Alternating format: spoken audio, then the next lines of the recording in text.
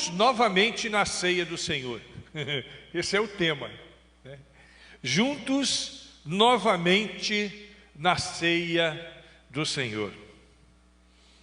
O texto é Mateus 26, versículos 26 e 27, que já está ali projetado pelo nosso querido Daniel, que ocupa hoje a posição do Data Show. E quando comiam, Jesus tomou o pão e, abençoando-o, o partiu e deu aos seus discípulos e disse: tomai e comei, isso é o meu corpo. E tomando o cálice e dando graças, deu-lhe também, dizendo: bebei dele todos, glória a Deus. Mais uma vez, né? Na ceia do Senhor, novamente na ceia do Senhor. Quantas vezes você já participou de um culto de ceia? É difícil até lembrar, né? Eu fico imaginando o Fidelino, quantos cultos de ceia já participou? Eu acho que não dá nem para contar nos dedos mais, né, Fidelino? Muitos anos. Todos nós participamos sempre. E é uma cerimônia gostosa, uma cerimônia de comunhão. A criançada aqui até que não é tanto, mas na outra igreja, né? A criançada ficava de olho. Quando acabava a ceia, era um verdadeiro alvoroço para pegar o que sobrou. Aqui até que não é muito não, mas na outra igreja era. Tinha até briga de moleque para ver quem pegava.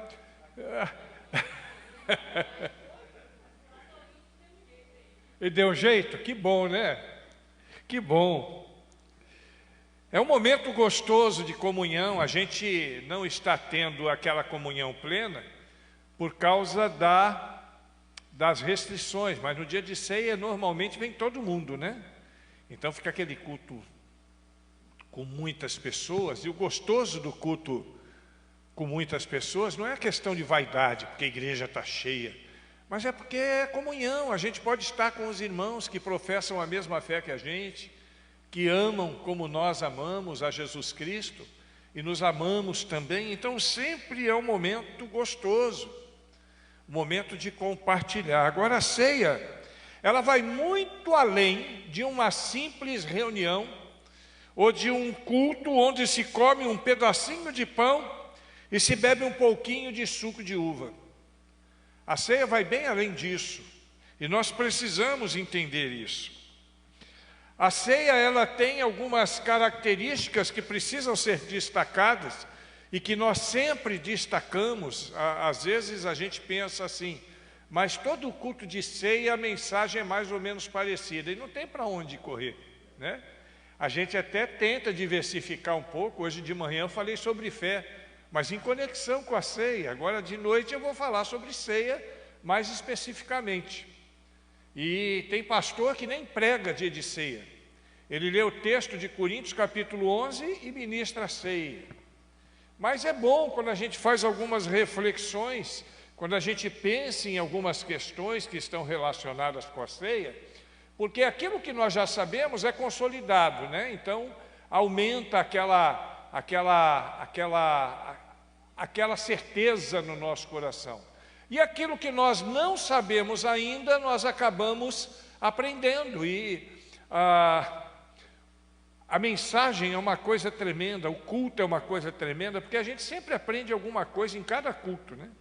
Eu tenho tantos anos, já participei em tantos cultos, né? Muitos cultos mesmo, em 30 anos, 32 anos de evangelho, eu já até perdi a conta de quantas vezes eu participei no culto. Aliás, não dá nem para fazer a conta. E eu garanto para você que praticamente todo culto a gente aprende alguma coisa.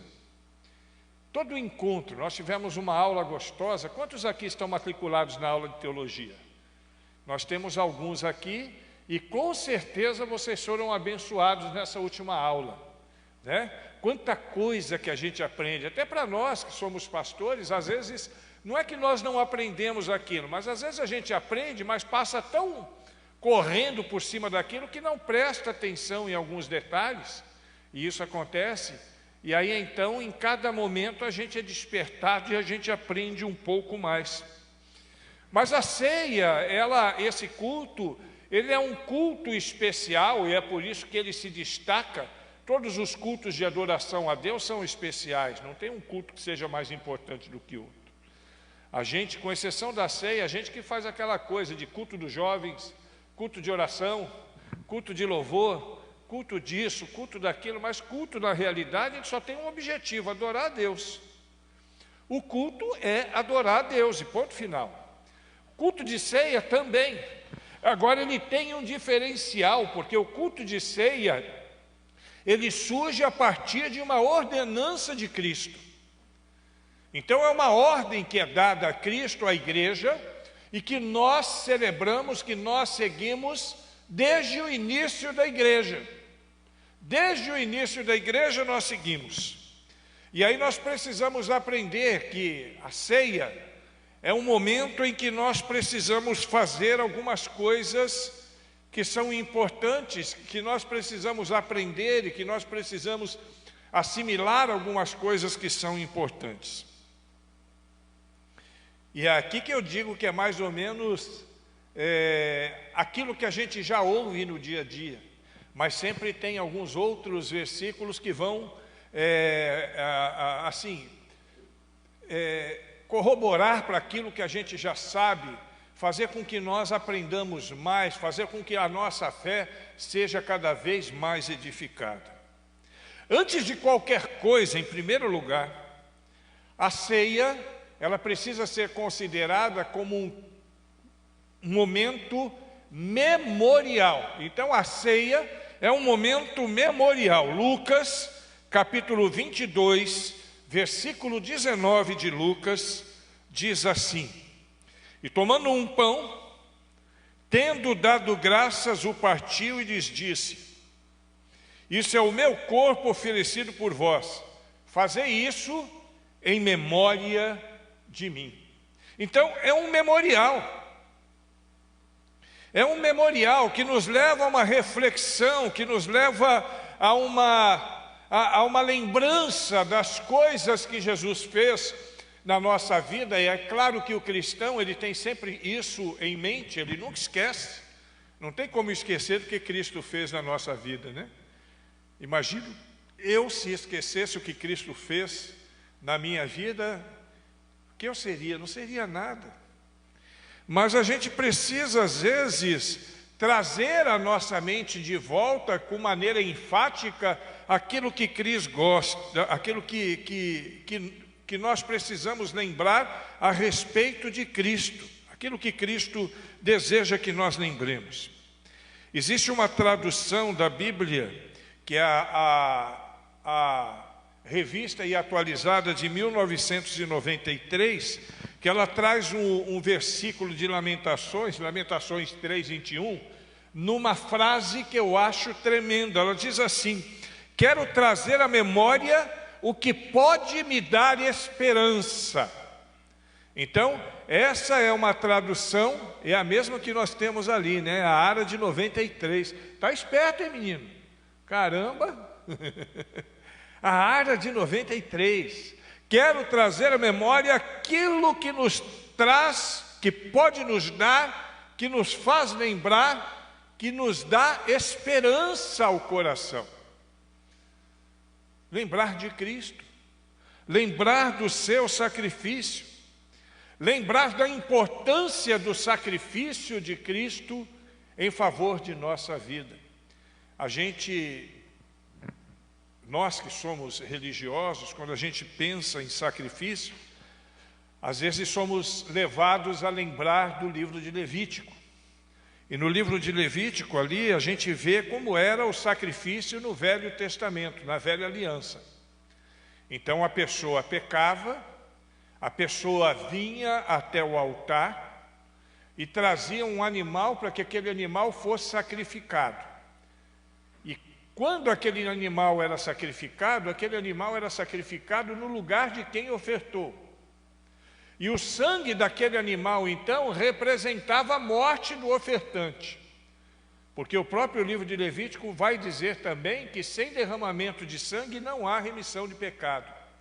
Então a remissão dos pecados se dava através do derramamento de sangue, porque o salário do pecado é a morte.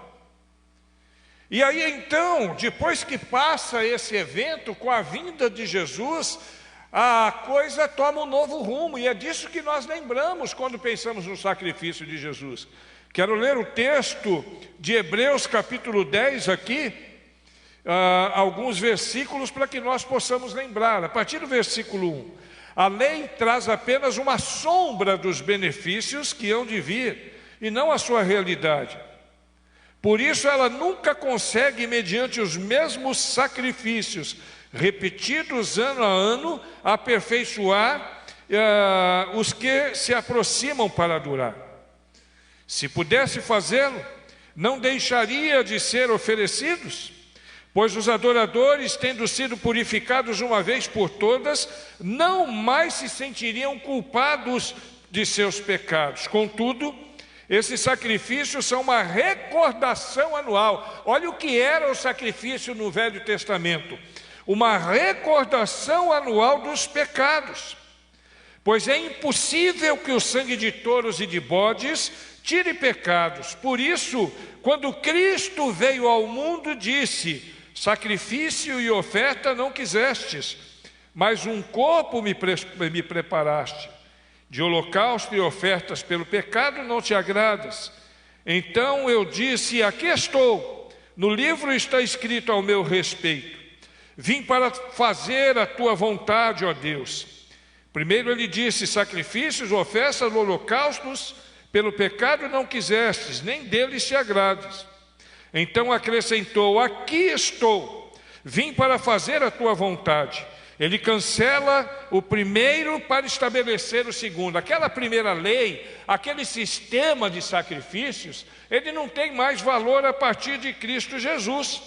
Pelo cumprimento, no versículo 10, pelo cumprimento desta vontade fomos santificados por meio do sacrifício do corpo de Jesus Cristo, oferecido uma vez por todas, não mais ano a ano. Não há necessidade. Isso aqui para nós não é um sacrifício. Aliás, para quem não sabe, é a diferença da ceia para a missa. A missa é um sacrifício. A missa é um sacrifício, não é um memorial. A ceia evangélica é um memorial. A missa é um sacrifício. Mas a Bíblia diz aqui que não há essa necessidade. Dia após dia, todo sacerdote apresenta-se e exerce os seus deveres religiosos, repetidamente oferece os mesmos sacrifícios que nunca podem remover os pecados. Mas quando este sacerdote acabou de oferecer para sempre um único sacrifício pelos pecados, assentou-se à direita de Deus. Daí em diante, ele está esperando até que os seus inimigos sejam colocados como estrado dos teus pés. Porque, por meio de um único sacrifício, ele aperfeiçoou para sempre os que estão sendo santificados. O Espírito Santo também nos testifica a esse respeito. Primeiro ele diz: essa é a aliança que farei com eles depois daqueles dias, diz o Senhor. Porei as minhas leis no seu coração e as escreverei na sua mente. E acrescenta: dos seus pecados e iniquidades não me lembrarei mais. Onde esses pecados foram perdoados, não há mais necessidade de sacrifício por eles. Glória a Deus. É isso que eu lembro na ceia, desse sacrifício, dessa ação de Deus em que Cristo foi o sacrifício e o sacerdote em nosso favor, a fim de que nós não tivéssemos mais aquela necessidade, aquela obrigatoriedade de oferecer sacrifício todo o ano pelos nossos pecados. Jesus morreu uma vez por todas, e aqui estamos não sacrificando a Cristo de novo, mas relembrando do sacrifício de Cristo em nosso favor. Em segundo lugar, na ceia, também é um momento de relembrarmos o imenso amor de Deus. Jesus passou por esse processo, foi por amor. Quem conhece, fala comigo. Porque Deus amou o mundo de tal maneira...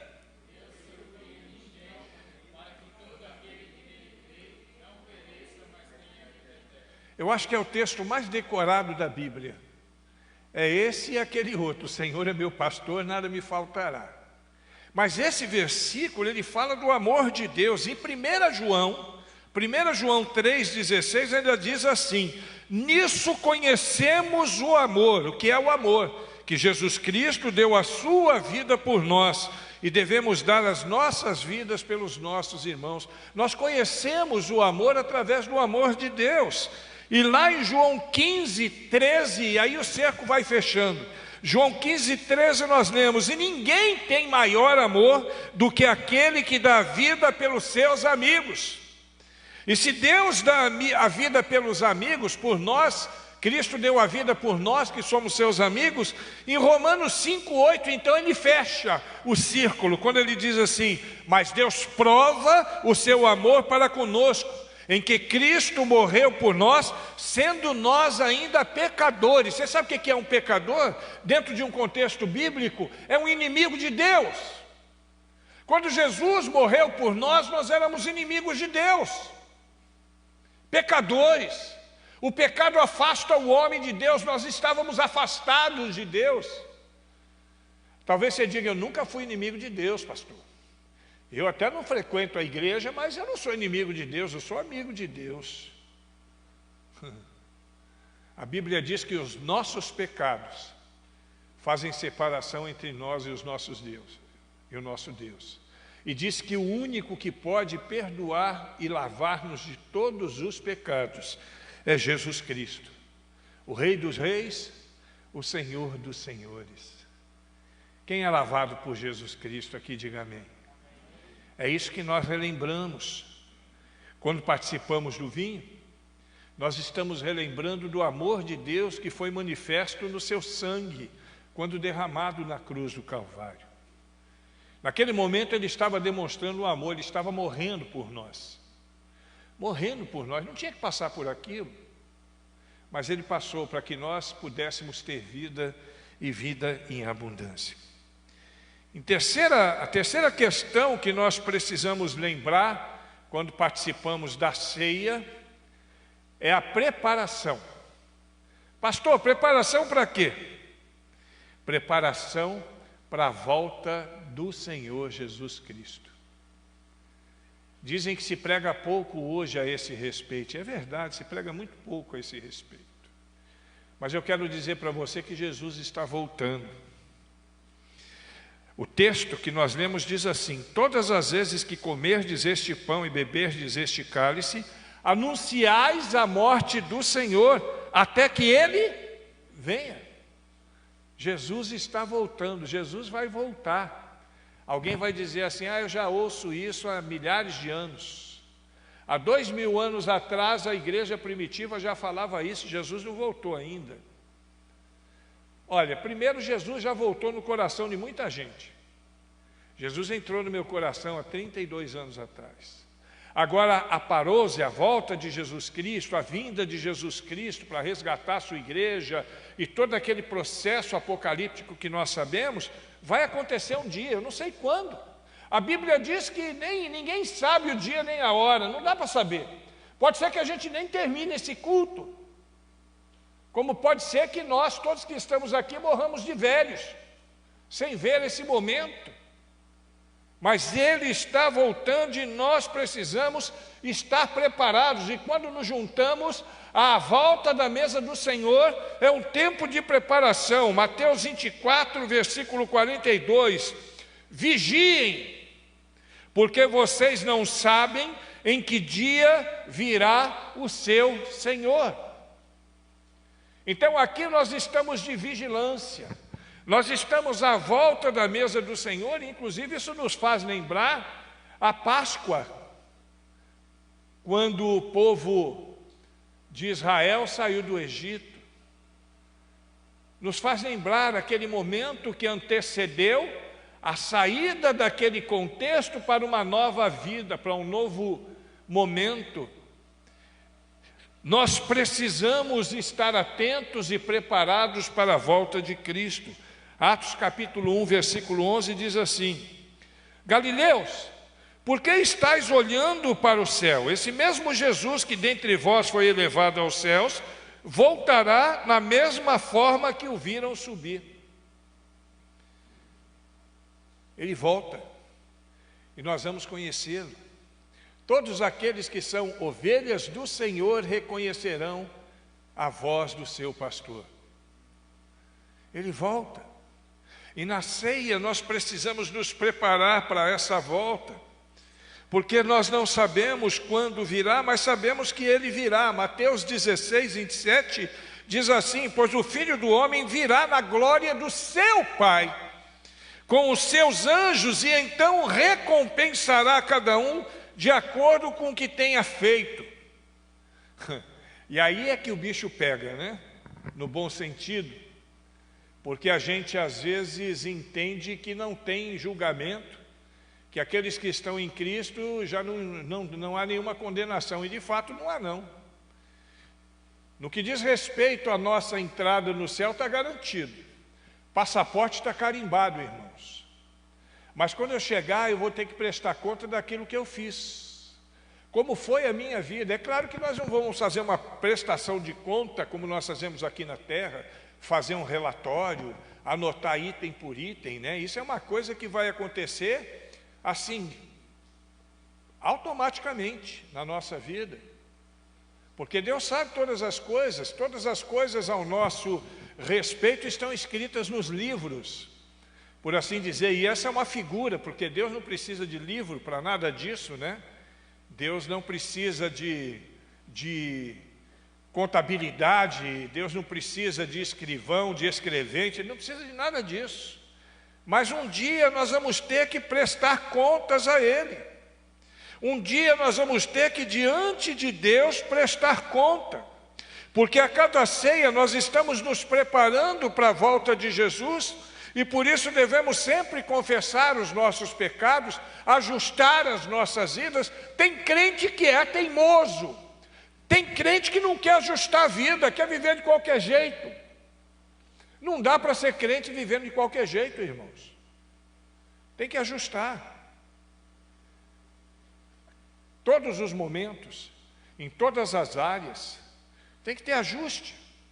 Porque a gente vai ter que prestar conta para Deus. Um dia cada um de nós vamos estar diante dele. Deus é misericordioso? Sem dúvida nenhuma, Ele é misericordioso. A misericórdia de Deus, por sinal, é a razão de não sermos consumidos. Mas Ele é justo também. E nós precisamos entender essas coisas. Quando nos reunimos à volta da mesa do Senhor, nós precisamos refletir a respeito da volta de Cristo.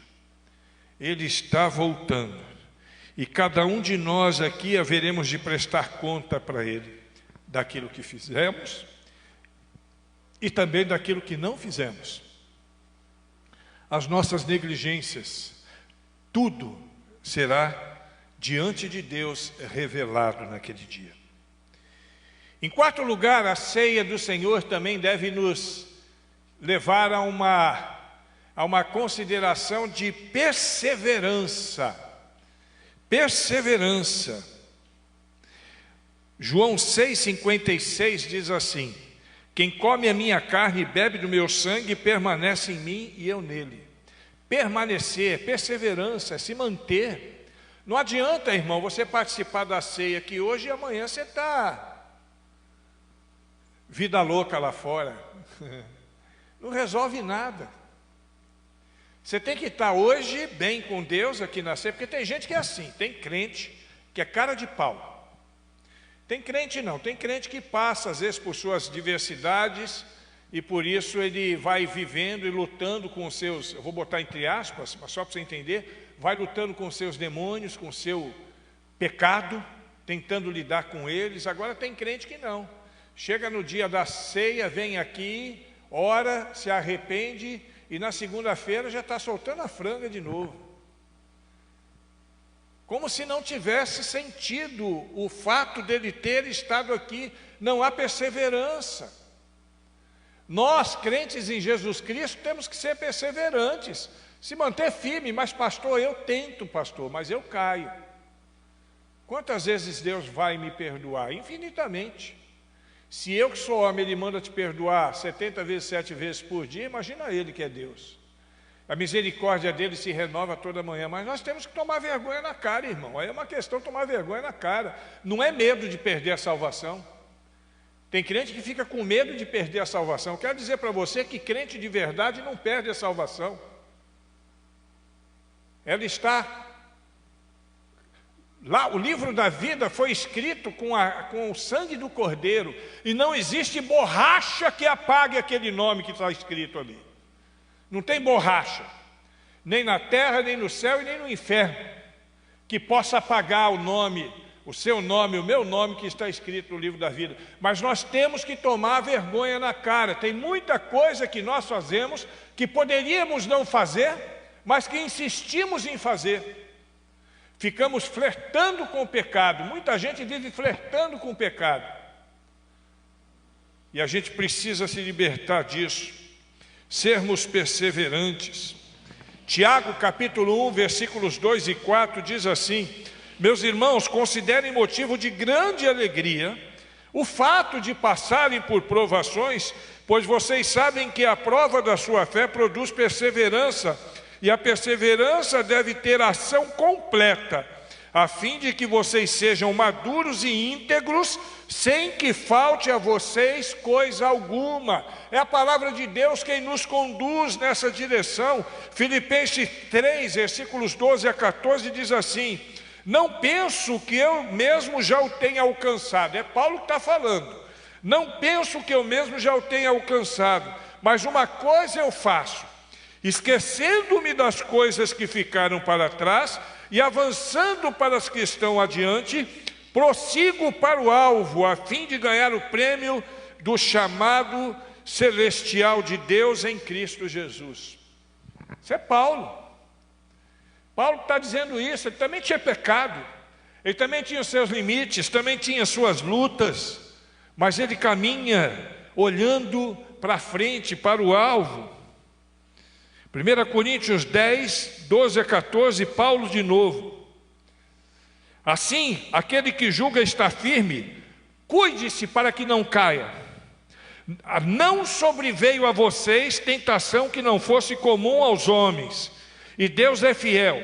Ele não permitirá que vocês sejam tentados além do que podem suportar, mas quando forem tentados, Ele mesmo providenciará um escape para que possam suportar. Não tem desculpa, irmão, dizer que eu não aguentei. Eu não suportei. Claro que você suportava. A Bíblia diz que Deus dá o escape. Isso é igual a alguns grupos que a gente vê por aí, que tem uma ação de culto meia estranha, e que as pessoas começam a ter manifestações diferentes, e depois dizem que não conseguiram suportar o Espírito. Eu não suportei, aquilo foi mais forte do que eu. Não existe isso não. A palavra de Deus diz que o Espírito está sujeito ao profeta. Então, o profeta, ele pode submeter-se ou não a determinadas ações. E aí a gente vê um carnaval de loucuras por algumas igrejas por aí, e aí eu não estou querendo colocar a nossa igreja como melhor do que essas, mas só fazendo uma alusão, porque se tiver aqui a gente vai chamar atenção também. Pastor, me desculpe, mas foi manifestação do Espírito Santo e eu não consegui suportar. Aí eu vou dizer logo, na lata, se não conseguiu suportar, não foi do Espírito Santo, ou então você é crente vaidoso. Das duas, uma. Porque a Bíblia diz outra coisa, e nós vivemos pela Bíblia na graça de Deus. Ao comer o pão e beber o cálice, afirmamos que queremos continuar servindo ao Senhor com integridade, perseverança. Eu vou continuar, custe o que custar. Eu estou aqui agora, eu não sei onde eu estarei daqui a 10 anos, mas uma coisa eu tenho certeza: se estiver vivo, eu sempre falo isso, se estiver vivo daqui a 10 anos, o Senhor estará comigo aqui na terra. Se eu, porém, estiver morto, eu estarei com Deus lá nos céus. Disso eu tenho certeza, não tenho dúvida. Na sequência, a ceia nos traz também um sentimento de comunhão. E perseveravam na doutrina dos apóstolos e na comunhão e no partir do pão. Nós precisamos entender que a comunhão, ela é importante. Quando nós estamos aqui, nós estamos juntos. Os irmãos que não puderam estar aqui, mas estão participando do culto ali, precisam entender que a ceia, ela tem esse objetivo de comunhão. É por isso que eu não gosto de fazer ceia online. Tem pessoas que fazem a ceia online. Nós estamos aqui transmitindo o culto de ceia online, é diferente. Eu conheço igrejas que fazem o culto de ceia online, respeito essas igrejas, mas eu não consigo entender isso, porque a ceia ela tem que ter esse aspecto de comunhão. Nós temos que estar juntos, o pão tem que ser compartilhado, o suco tem que ser compartilhado. Nós precisamos nos edificar uns aos outros. 1 Tessalonicenses 5,11, exortem-se e edifiquem-se uns aos outros, como de fato vocês estão fazendo. É o que nós estamos fazendo aqui. E glorificamos a Deus por isso, porque nós precisamos estar juntos. A comunhão é indispensável na vida cristã. A Raila usa sempre um texto que eu gosto muito, Provérbios 27:17. Assim como o ferro afia o ferro, o homem afia o seu companheiro. E é verdade. Juntos nós podemos caminhar melhor. Nós partimos um mesmo pão como símbolo da nossa comunhão. É por isso que é o mesmo pão que está aqui, está cortadinho para facilitar. Depois que acabar essa loucura, eu quero fazer a ceia diferente. Os diáconos vão levar o pão e cada um vai tirar um pedacinho ali na hora. Porque é o mesmo pão. Ah, pastor, mas não é a mesma coisa? É a mesma coisa, mas a gente quer criar algumas coisas diferentes, que sejam bacanas e que não rompam com essa perspectiva que nós temos de ceia. O cálice da mesma forma, só que o cálice é mais complicado, né? Botar todo mundo a boca no mesmo copo é diferente, mas a gente entende que esse tempo é tempo de comunhão. E nós precisamos viver essa comunhão, nós precisamos viver essa comunhão de tal maneira que não nos falte esse sentimento em momento algum. Não é só quando eu estou aqui não, mas em todo o tempo, para a glória de Deus. E por último, a ceia do Senhor também nos mostra aliança. Lucas 22:20 diz assim: semelhantemente tomou o cálice depois da ceia, dizendo: este é o cálice da nova aliança. Uma nova aliança no meu sangue, que é derramado por quem? Por nós. Ele diz por vós, se referindo a nós.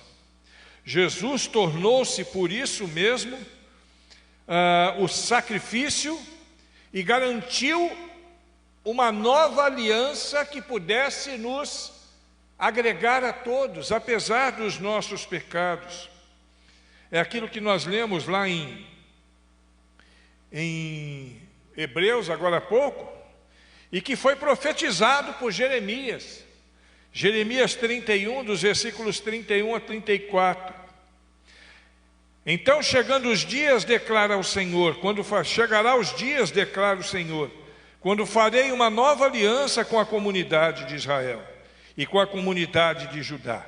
Não será como a aliança que eu fiz com os seus antepassados, quando os tomei pela mão para tirá-los do Egito, porque quebraram a minha aliança, apesar de eu ser Senhor deles, diz o Senhor. Essa é a aliança que eu farei com a comunidade de Israel. Depois daqueles dias, declaro o Senhor, porei a minha lei no íntimo deles e escreverei nos seus corações. Serei o Deus deles e eles serão o meu povo. Ninguém mais ensinará ao seu próximo nem ao seu irmão, dizendo: conheça ao Senhor, porque todos eles me conhecerão, desde o menor até o maior, diz o Senhor, porque eu lhes perdoarei a maldade e não me lembrarei mais dos seus pecados. Glória a Deus! É isso que nós lembramos aqui, o cumprimento das profecias. Deus já fez isso. Pastor, mas não está falando aí do povo de Israel? Sim, Israel aí tem duas aplicações. O povo de Israel e o Israel espiritual de Deus, que nós nos tornamos povo de Deus a partir da rejeição do Messias. Lembra de João, capítulo 1, versículo 11? Veio para os que eram seus, mas os seus não o receberam. E aí no 12 diz, a todos quantos o receberam, a estes, os que receberam a Jesus, deu-lhes o poder de serem feitos filhos de Deus. Israel quer dizer povo de Deus, a palavra Israel. Então nós fomos feitos Israel de Deus, Israel espiritual. E nós vivemos para a glória de Deus. E o último versículo que eu quero citar é Hebreus, capítulo 8, versículos 6 e 7. Agora, porém, o ministério que Jesus recebeu é superior ao deles, assim como também a aliança da qual ele é mediador é superior à antiga, sendo baseado em promessas superiores. Pois se aquela primeira aliança fosse perfeita, não seria necessário procurar lugar para outra, ela era imperfeita. Jesus Cristo é o sacerdote e o sacrifício perfeito. Só nele podemos gozar a vida com Deus por toda a eternidade, sem ter que nos preocupar com o futuro, mas me alegrar no meu presente, me esquecendo do meu passado e esperando a volta do Senhor.